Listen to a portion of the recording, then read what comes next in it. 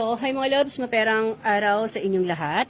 Ito na yon, ito yung hinihintay nung iba na pangatlong pagbabasa ko ng cards ni Renny Clert Butterbonia at saka ni Adili. Yung iba, alam ko naghintay sila ng 2 araw bago ako magbasa. So, kaya yan parang na-delay kasi syempre mga loves ko, may ritual din ako na ginawa para loves kumonekta sa kanila. Hindi naman yan loves kasi basta kukonekta ka lang sa kanila nang walang pasintabi. Hindi yan ganun may loves ko. Ang isa kasi mahirap sa mga katulad namin o sa katulad ko kasi loves na nagmi-medium ay ang paghawi, nga, ng ibang kaluluwa na po pwede kasi nating matawag. Ako kasi sigurista ako may loves ko sa pagtawag ng kaluluwa. Pwede kasi may iba na magpanggap, ganun. Po pwede din kasi na hindi naman pala sila yung natatawag ng cards natin. Pero isa lang ang masasabi ko sa inyo mga loves ko, itong si Rene, ito ay nakapagpatawad na at ito ay handa ng umalis. Hindi na siya nagsisik ng justice para sa kanya kasi para sa kanya, positive tong bata na to. So para sa kanya, nag-let go na siya, nagpatawad, and handa na siyang mabuhay uli. O sabihin natin na handa na siyang tumawid.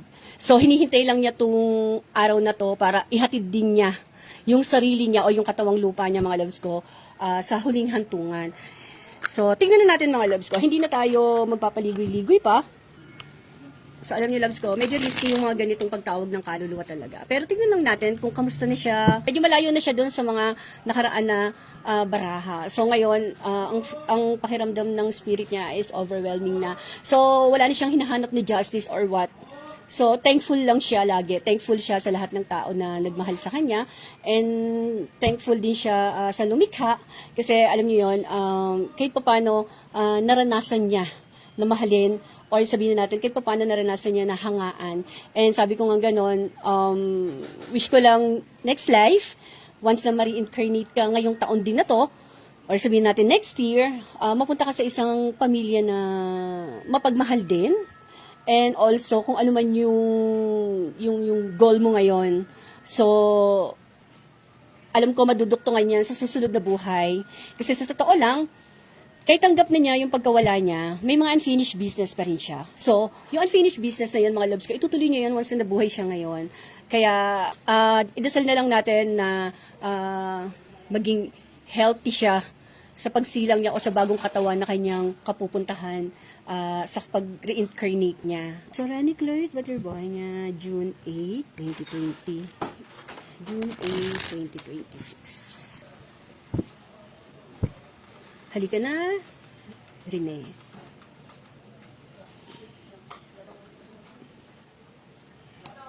So, tignan natin. Kamusta na ba siya? So, as of the moment, ito ang kanyang nararamdaman. Kung makikita natin, yung page of sword ay nakabaliktad na. So, yun yung sinasabi ko sa inyo, natanggap na niya, and then handa na siyang umalis. Handa na siyang umalis. Though, yung mga nakapaligid kasi sa kanya, masyado pang nasasaktan. So, ang maia-advise ko lang, siguro dapat maging positive tayo, kasing positive niya.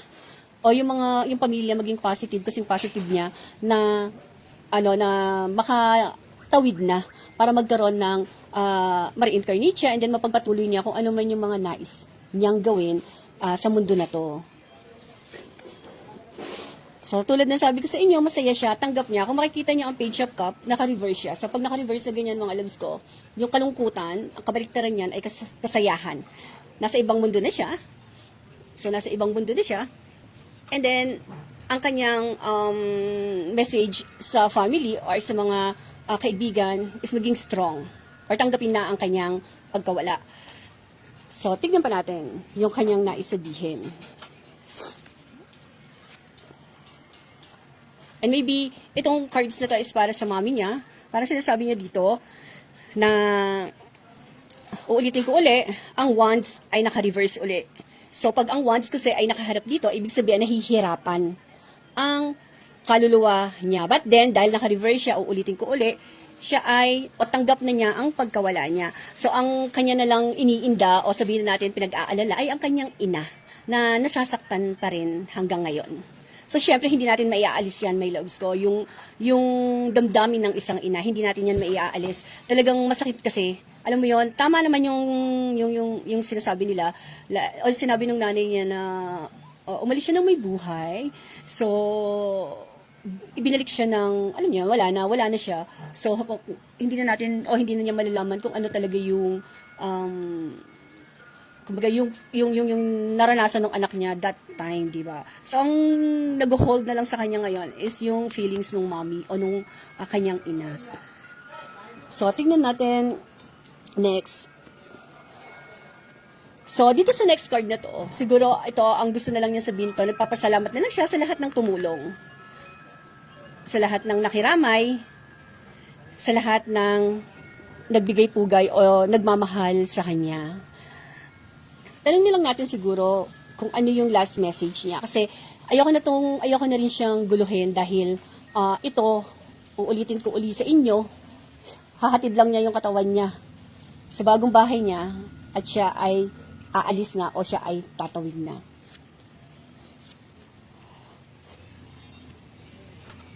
Sa last cards na to, ang bili niya dito o ang kanyang tagubilin. So, sa lahat ng nagmamahal o sa lahat ng taong nasasaktan para sa kanya, parang sinasabi niya dito sa barahan na to is mag-move on na. Harapin na lang ang pangkasalukuyang buhay na wala na siya talaga o tanggapin na lang ng buong puso na wala na siya na katulad ng pagtanggap niya. Siyempre yan yung sinasabi niya pero hindi naman pare-pareho ang pakiramdam natin, di ba? Pero itong bata kasi na to, napaka-positive, sobra. So, ito siguro para sa mga teammates. So, makipaglaban. Wag after kung saan man. And then, nagbibigay lang siya ng advice na good luck sa lahat ng kanyang maaaring kaibigan, maaaring mga ka-teammate, ganyan. So, good luck sa inyo. Kung mapapansin niyo, loves, 2 beses lumabas yung pentacle. So, pag kasi ganito may love ko, pwede kasing sinasabi niya nga na, katulad na sabi ko, mag-move on na. Harapin na lang kung ano yung mga bagay na dapat gawin natin araw-araw. So, hanggang sa huli, sa totoo lang, itong cards niya na to, except dun sa mga nauna kong nabasa, masyadong positive na siya. So, ang gusto na lang niyang mangyari, maging magaan yung feelings ng lahat ng maiiwan niya. Do sabi ko nga, nung isang gabi na binasahan ko siya, hindi siguro mangyayari yan kasi ang tao kasi masyadong maemosyon. Unlike kasi sa espiritu, na wala na kasi silang, or habang lumilipas yung araw, nawawalan kasi sila ng feelings. So, parang natatanggap na nila lahat. Ganon. Not unless, yung isa kasi na namatay, siya naman kasi, parang more on hatred yung nasa puso niya. So, ganon siya. Pero ito, hindi. So, nakita niyo pa rin ang Queen of Swords. So, sa mami niya to, moms, ang isa na lang pong habilin sa inyo ng inyong anak, ay, una po, nagpapasalamat siya sa lahat. Pangalawa po, sinasabi po niya dito na unti-unti na pong tanggapin ninyo ang kanyang pagkawala. Kasi nag-aalala din po siya para sa inyo. Uulitin ko ulit sa inyo mga loves ko, pag ang patay na tao ay hinold nyo sa puso nyo, hindi ito nakakatawid kaagad. Pero pag ang tao may loves ko ay pinakawalan nyo, o kaya ay tinanggap nyo ng buong puso yung pagkawala, ito kasi loves ay marireincarnate kaagad. Kaya loves, sa totoo lang, maraming unseen na bad o negative ang energy ngayon dahil sa mga tao din na hinuhold pa yung espiritu nila dito sa mundo. Kita nyo, iba't ibang bata ang nadadawit sa nangyayari na yan.